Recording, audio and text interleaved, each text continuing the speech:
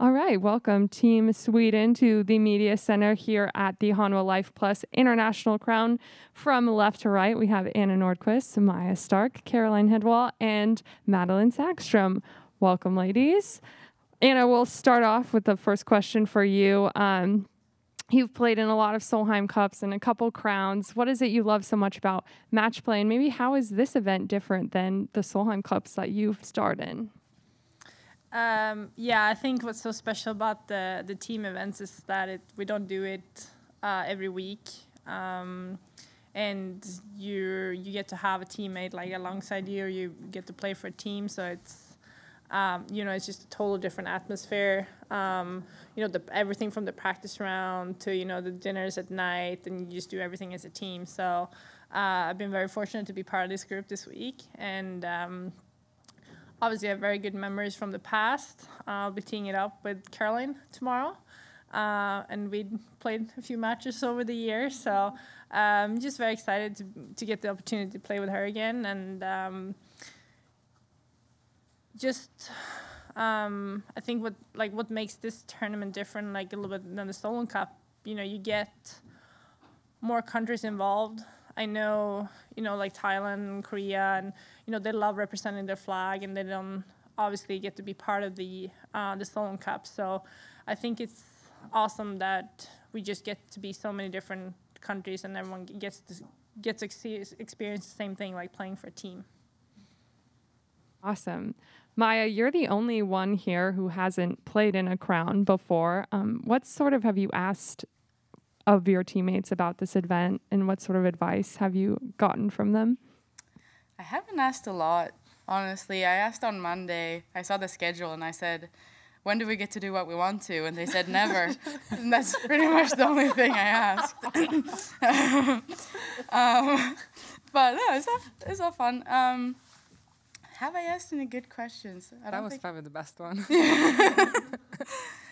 No, I think it should be like any team event. I think we've all kind of grown up thinking the same way about team sports or team events like this. So I don't think it's much to ask, honestly. We have our rules that we've had for a long time, I guess, with the Swedish national team, so that we're all kind of familiar with, I'm guessing. So. Awesome. Caroline, you've played, as Anna mentioned, a lot together. I was wondering what makes this matchup between you two work so well. I think just we know each other really well, and we know how to speak to each other, in the ups and the downs. I just enjoy it a lot. We played a lot when we were younger together, and I think just knowing each other that well, I mean, it's crazy to say that. I think we've known each other for 20 years. I feel really old when I say that, but it's true, and having that experience together, I think that's just the key. Yeah. Were there any conversations about you two not playing together, or is that just like absolutely? Not really. Not really. I mean, well, Anna asked the question, and I looked at her. I was like, "Are we actually discussing this?" I was like, "The question should be who goes first and second." Awesome, Madeline. You have played before as well, 2018. What sort of memories do you have from that last international crown that you remember fondly, and what are you looking to this year that might be different? Well, I think that what you're gonna remember most from these weeks are the things that happens outside of the golf course. It's the team bonding, it's the laughters at nights, it's the dinners, it's all the things that kind of like makes us human, makes us like enjoy this lifestyle even more. The golf is fun, but it's the having somebody like backing you up no matter what, and that's what I always bring with me playing team events. Ever since I was amateur and playing in Solheim, playing in 18 and in Korea, it's just those things that representing our flag and just representing each other and just having an amazing fun week together. Awesome. I'll open it up to the room here. We have a mic going around.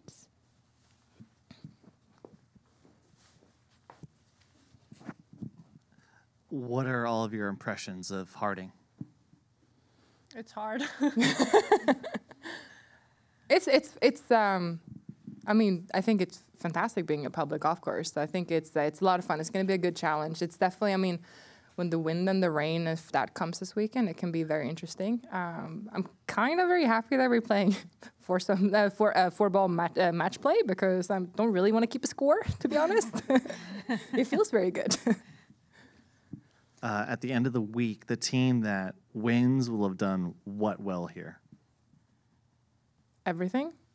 Yeah, I think it's a challenge with everything. You know, it's pretty long, it's very narrow in some places. Rough as tough, thick. Yeah, tough greens.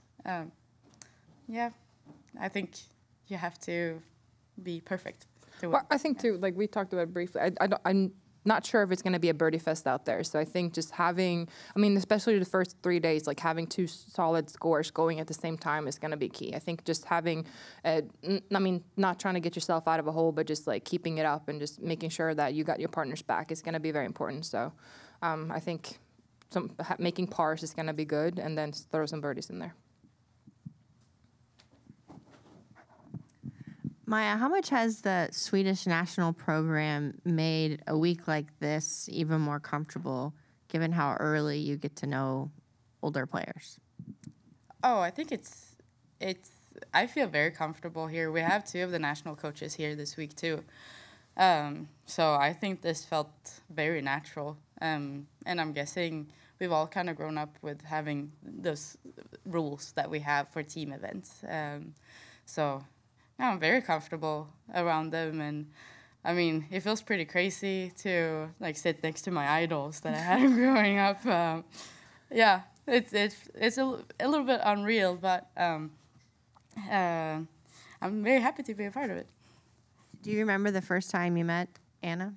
First time I met Anna, I think it was at a girls' camp, the big girls' camp in Landeryd.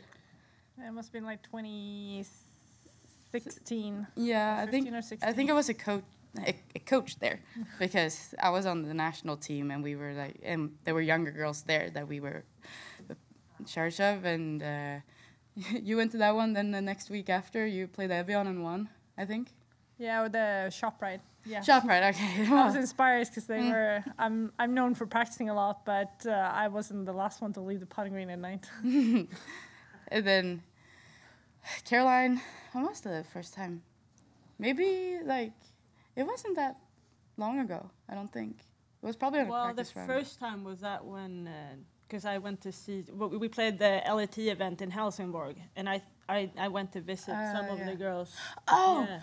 Oh my God! I remember this. This is our coach's favorite story, because she did a surprise visit to our hostel where we were staying, and I was just sitting in the common area and heard the door open, and I looked back, and it was Caroline. So I looked back, then I did that, and I couldn't believe my eyes. And Madeline, we had the same coach, and when I was in high school, so she would come visit quite a lot. Yeah, probably 2015, 16, something like that. Thank you.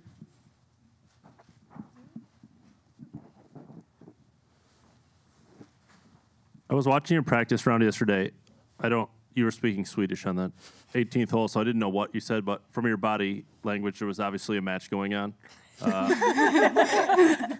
could take you took a time on it. Did you do that to break up the monotony of practice rounds, or was it divided of how you were going to play to kind of just get you in the mentality of the team competition?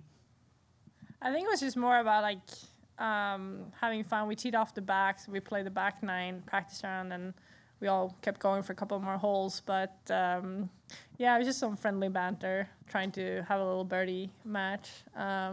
So we came down to the last, and Caroline took her time lag putting from 15 feet because she knew she could lag putt for the win. So yeah, it was a good time. I saw you nearly ace the 7th hole recently at Pebble. Can you just talk about the experience of that day? Yesterday was media day for the U.S. Women's Open, so a lot of buzz about the championship, and then for all of you, your experience at Pebble. Yeah, so I didn't play last week, so I figured since I'd never been to Pebble or that area before. I wanted to kind of experience it like non-tournament, because I know coming US Open is going to be crazy and it's a busy week. And so I had an opportunity to go, and I played 18 holes Sunday, and it's probably the best golf course I played in the US. I was lucky with the weather. Started blowing 2.5 clubs on the back nine. But what an amazing golf course. Yeah, it was beyond what I could ever dreamed of, and it's going to be an amazing tournament there for the U.S. Women's Open. I've been pro since 2009, and just to have the opportunity to go to such an iconic venue, playing golf, I think it's an amazing opportunity for the women's game. We've been getting more and more special venues. When we keep getting them. It's going to be a great test, but I just can't wait to see all the spectators and what it's like. Hopefully it's going to be a little bit warmer than maybe 55 degrees in July, but you never know. But I can't wait for the championship, and it's going to be a true test, and I think that's what makes the US Women's Open so special. Nope. Will you go in advance? I wish, if I can fit into the schedule, maybe. It would be great, because it's always nice to play some of those courses before, just to have an idea. It's like, where's the bathroom? Where's the locker room? So you just don't freak out when you get there, but maybe. Anna, can you kind of expound upon the idea of elevating the women's game by going to iconic courses? Well, I think now it's going to make me sound old, but I've obviously been on tour for a while, and I think, we should be playing at a course like Muirfield, that was first in the rotation last year. Coming to Pebble Beach. Don't know if the women's tours ever had a tournament there. We'd play some great golf courses. I feel like the KPMG Women's Championship has had, adding Sahali, and we've had Olympic Club, Olympia Fields, just really tough golf courses that really test your game. I think it's just only going to make the women's game better, but even having the opportunities. I have a dream myself to get to play Augusta one day. Hopefully when I'm still playing, even for just a round. But just coming to golf courses like you watch on TV, I think is important, and I think we as a tour, we deserve to play great golf courses like that, and I think it's great when those golf courses are supportive of us coming there.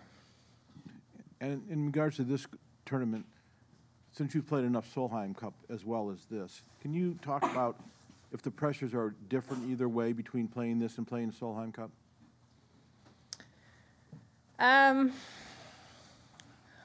It's a team event, and you want to give everything for your team. It's obviously very different teeing up this week than to a Solheim Cup. But I think, this tournament is just going to keep growing and growing, and we're excited to have it back for the first time in a couple of years. I think the Solheim Cup, it's just such a build-up for 2 years, and so much history, and so much passion, and just so much work that goes into it. And you are 12 players on the team, and you're going to need everyone to play well to get the cup at the end of the week. And you really play your heart out. And this week you're less people, and maybe your point is even more important to make it to Sunday to have a chance. So I feel like they're different in a sense, but it's both match plays, and you both really want to try hard to be there for the team, and you don't want to be the one letting your team down. So you're going to be fighting probably extra hard this week. But Solheim is just different because of all the history and all the memories, and that atmosphere being a little bit different. And building off of that, this is a opportunity for the tour with its second team event. What do you think needs to happen this week for the tournament itself to be a success in your eyes? In my eyes? Well, I played in Sweden's made it to 2 out of these 3. I had Caroline and Madeline, and the last one in Korea. And the turnout in Korea was amazing with a lot of spectators, and just having it back on the schedule, and now it's going to have it back for the next every other year for the next couple of years. It's just nice to see that, playing a team event, because I know how much it means to the Korean girls, the Chinese girls, and the Australian girls that don't have a team event. So I think that's why it's very important to have a team event like this, to get more countries involved and have them experience what it's like. So I think it's just gonna keep growing.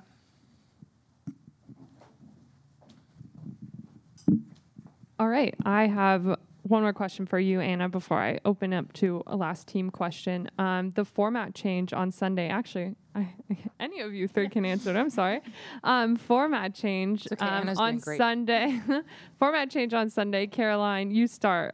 What's your thoughts on it, opinions, all of that? Well, it's obviously tougher playing foursomes and singles, so I think it's a good thing. I really enjoyed the format for the first 3 days. I think it's the right way to do it. But just stepping it up a bit with foursome and singles, I think that's the right way to do it. Yeah. I just think it's gonna be, it's interesting. And I think to have the success in getting the tournament to grow or just getting women's golf to go is just creating that excitement around golf. So I think that it can be interesting for spectators, both to watch that and for on TV. So I think it's gonna be fun. It's gonna be good. I think it's good. I mean, you're ultimately playing for, 3 points instead of 2. And I think a lot more can happen, whereas just 2 matches, now you have 3 matches. So, if the first 2 matches go 1-1, and then you have the third one, that's kind of determines it. So I think it just kind of,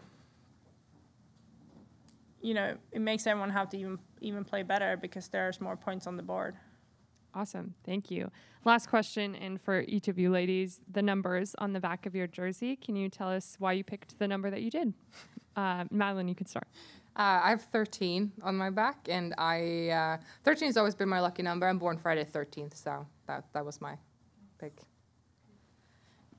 So I went for 13, but that was taken. And then I wanted 10, but that was taken. So I went for 3 because my twin sister used to have that on her shirt when she played soccer.